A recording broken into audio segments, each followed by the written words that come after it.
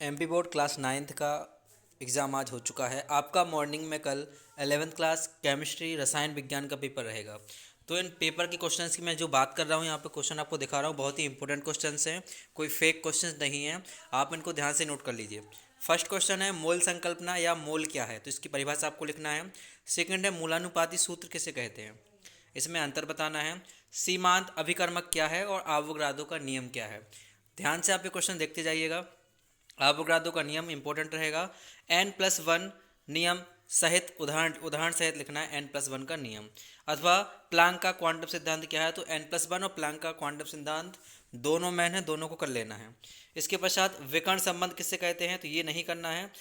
इसके अथवा में क्वेश्चन लिखा है एन और ओ मतलब नाइट्रोजन ऑक्सीजन में किसकी आयनन एंथैल्पी कम होती है और क्यों, तो इसका आपको इलेक्ट्रॉन विन्यास करना है। इलेक्ट्रॉन विन्यास करने के पश्चात आपको देखना होगा कि लास्ट ऑर्बिट में कितने इलेक्ट्रॉन बच रहे हैं।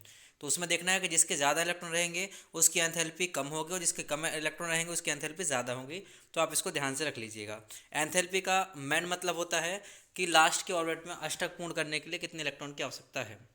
इसके पश्चात द्विध्रुव आघूर्ण से आप क्या समझते हैं, ये नहीं करना है।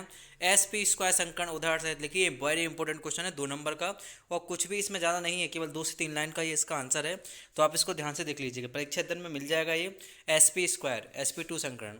इसके बाद लिखा है कि द्रव अनुपातिक क्रिया का नियम क्या है, इसको मत करिएगा। इसके अथवा में लिखा हुआ है कि आर्हीनियस के अकॉर्डिंग अम्ल और क्षार की परिभाषा बताना, जैसा वो है दुर्बल अम्ल और प्रबल अम्ल की परिभाषा बताइए, तो वही वाला क्वेश्चन ये है। तो इसको आप ध्यान से कर लीजिए, इंपॉर्टेंट है।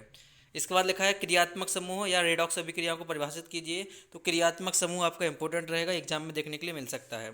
इसके बाद लिखा है कार्बोकैटायलिक संरचना या प्रेरणिक प्रभाव और इलेक्ट्रोमैटिक प्रभाव में 3 अंतर बताइए, तो ये दोनों क्वेश्चन छोड़ सकते हैं आप। इसके बाद लिखा है अणु परमाणु में 3 अंतर, इंपॉर्टेंट क्वेश्चन है, ध्यान से कर लीजिए। इसके पश्चात है स्थिर अनुपात का नियम, ये तो करना ही करना है। हुंड का अधिकतम बहुलता का नियम, ये इंपॉर्टेंट रहेगा। आप बहु को सिद्धांत 100% एग्जाम में आएगा। अब क्वेश्चन है कि मेंडलीव की आवर्त सारणी दीर्घ आवर्त सारणी से श्रेष्ठ है क्यों, इसको बदल के भी बोल सकते हैं कि आधुनिक आवर्त सारणी की श्रेष्ठता के कारण लिखिए। इसके पश्चात लिखा है डी और एफ ब्लॉक में अंतर, इंपॉर्टेंट रहेगा। हैस के नियम से ऊर्जा संकलन का नियम, बहुत ही इंपॉर्टेंट क्वेश्चन है। इस पार्ट से न्यूमेरिकल आना है, तो न्यूमेरिकल में जो भी आपने एथेल्पी वाले क्वेश्चन किए होंगे उसको ध्यान से कर लीजिएगा। इसके बाद लिखा है आनन ऊर्जा क्या है, इसको प्रभावित करने वाले कारक। कक्ष और कक्षक में अंतर 4 नंबर का बहुत ही इंपॉर्टेंट क्वेश्चन है। समवायता किसे कहते हैं और इनके आईयूपीसी नेम, ये आईयूपीसी नेम आप ध्यान से कर लेना। मार्स गैस, आयोडोफॉर्म, एसीटोन और ग्लिसरीन। करना क्या है, आपके प्रीवियस ईयर 3 साल के जितने भी पेपर हैं आपके 2022 का, 23 का, 21 का हुआ नहीं था, तो 2020 का, इन पेपर के आईयूपीसी नाम कर लीजिए, इन्हीं में से आपके एग्जाम में आ जाएगा।